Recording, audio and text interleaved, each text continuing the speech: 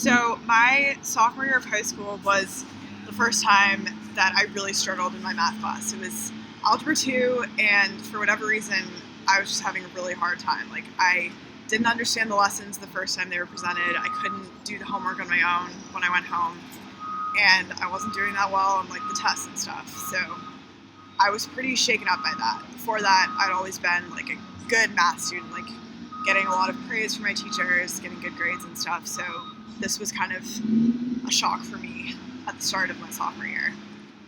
So after I think maybe like the second test that I didn't do very well on, I went and talked to my teacher, which was really scary. I was like, kind of swallowed some of my pride, and I was like, can you help me? Like, what can I do differently here? Like, I'm not getting the results I want. I don't know what's going on. And she was like, yeah, I understand. So she kind of talked me through, like, how are you studying? What could you be doing differently? Like, when you get a problem wrong on the homework, do you make sure you go back and understand it?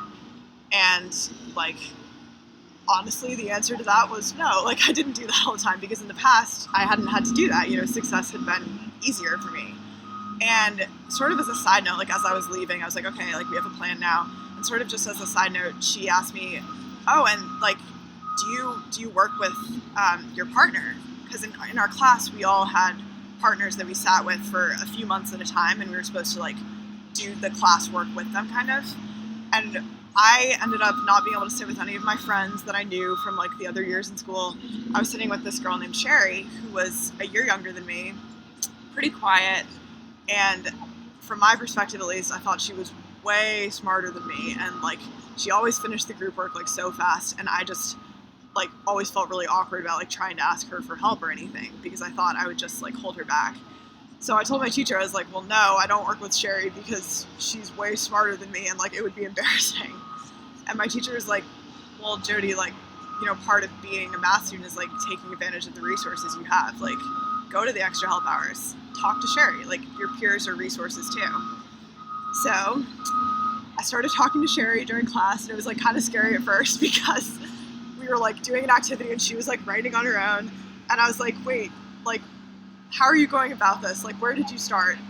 And it turns out she was really good to talk to. Like, she was really good at explaining stuff. We worked really well together. Like, we could bounce ideas off of each other. And, like, the more I talked to her, the more I was like, oh, like, maybe she's not, like, way smarter than me. Like, maybe we just think about things in, like, different ways, and that can help me, like, to see somebody else's perspective and, like, get a new vantage point. So we ended up sitting together for the rest of that year and the next year in pre-calculus and my senior year in calculus.